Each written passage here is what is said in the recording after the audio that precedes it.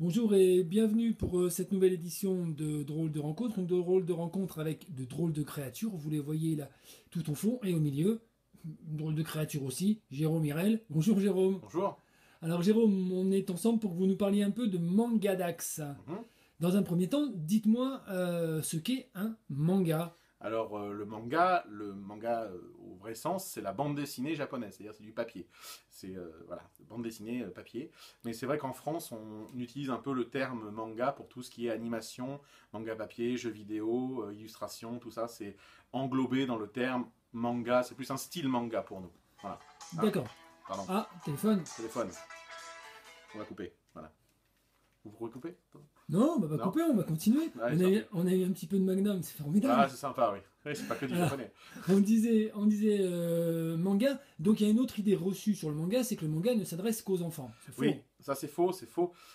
Nous, ça s'adressait qu'aux enfants parce que tout ce qui était animation japonaise était diffusé dans des programmes jeunesse, donc avec une cible précise. Mais le manga, la force du manga comparée à la bande dessinée ou à l'animation, qu'elle soit européenne, américaine ou autre, c'est quand même de s'adresser à tous les publics et de traiter d'absolument tous les genres d'histoire. Que ce soit le plus extraordinaire, le plus invraisemblable ou même le plus commun. Une histoire d'une mère de famille, d'un employé de bureau ou n'importe quoi, c'est possible. Ok. Alors pour en savoir un peu plus sur le manga, il faut donc venir à Mangadax. Voilà. C'est ce week-end à partir de samedi. Samedi. Et que se passe-t-il à Mangadax pendant Alors le jour? donc samedi, dimanche, 10h, 19h30, entrée gratuite, et donc il va se passer plein de choses. Le gros point d'orgue évidemment qu'on ne peut pas négliger, c'est à partir de 16h les 2 jours, un défilé cosplay le samedi et un concours cosplay le dimanche. Cosplay c'est alors cosplay, déguisement. c'est les gens qui font leurs costumes principalement, ou il y en a certains qui les achètent mais il n'y a pas de problème, mais costume c'est une contraction de costume playing, donc jouer à se déguiser. Oui. Et donc c'est l'occasion de voir des prestations, donc ça monte en qualité d'année en année. Les gens font pas uniquement leur costume pour venir se montrer et faire un défilé tout simple. Parfois il y a des prestations avec des actions, des chorégraphies, il peut y avoir pas mal de choses, donc c'est plutôt un joli spectacle à venir voir. Il y a aussi des gens dans le salon qui sont cosplayés mais qui ne participent pas forcément, donc il y a toujours moyen d'en croiser.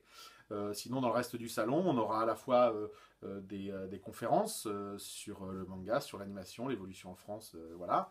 On aura des conférences aussi sur la cérémonie du thé, sur l'ikebana, les compositions florales. On aura des démonstrations d'arts martiaux. On aura du tai chi, on aura de l'aïkido, des choses, enfin du taekwondo. C'est coréen, mais c'est pas grave, on les prend quand même, c'est super cool. Oui.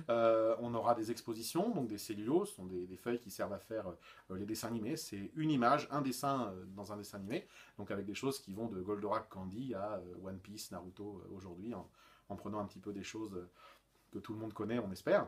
Donc ce sont des choses rares et uniques. On aura évidemment un grand invité, donc on aura Marco Albiro qui nous a fait cette magnifique affiche. Oui, elle est très belle. Oui. Voilà, donc il y a son nom marqué ici. C'est quelqu'un qui travaille pour l'Europe. Il fait les illustrations de beaucoup de choses, beaucoup de box DVD, d'illustrations pour des promotions et tout. Il travaille aussi pour les Japonais sur une série qui s'appelle Sailor Moon, que peut-être les plus anciens connaissent aussi. Okay. Et donc il sera notre invité d'honneur. Il sera sur le stand Mangadax pour faire quelques dédicaces et des dessins.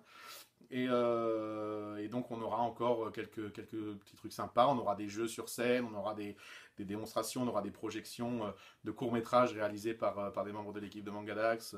Un petit mot de la part de chanteurs de génériques japonais très célèbres qui nous font un petit coucou aussi. Et puis un trailer d'un film, d'une version live de Capitaine Flamme. Capitaine Flamme. Voilà, Capitaine Flamme. Donc voilà, une version 2014, super moderne, super bien faite et tout, ça en jette. Et donc cette année, la petite particularité, c'est aussi que l'association Mangadax se chargera de faire le repas, puisque il n'y a pas que du manga et de l'animation à Mangadax, mais il n'y a pas non plus que du sushi dans la cuisine japonaise. Donc on proposera un petit menu à notre sauce le samedi et le dimanche. Donc on espère que ça plaira aux gens. D'accord. Voilà. Donc Mangadax, un gros tour d'horizon de la culture japonaise, et au final, la rencontre du canard laqué et du magret landais. On n'a pas mis de canard, mais ça pourrait. On va noter ça pour l'année prochaine, peut-être. Ok, et en attendant l'an prochain, bonne édition 2014. Et merci. À très bientôt. Merci, et ciao. puis à ce week-end alors. Allez, à tout à l'heure. Au revoir. Plus tard, pardon. Au revoir.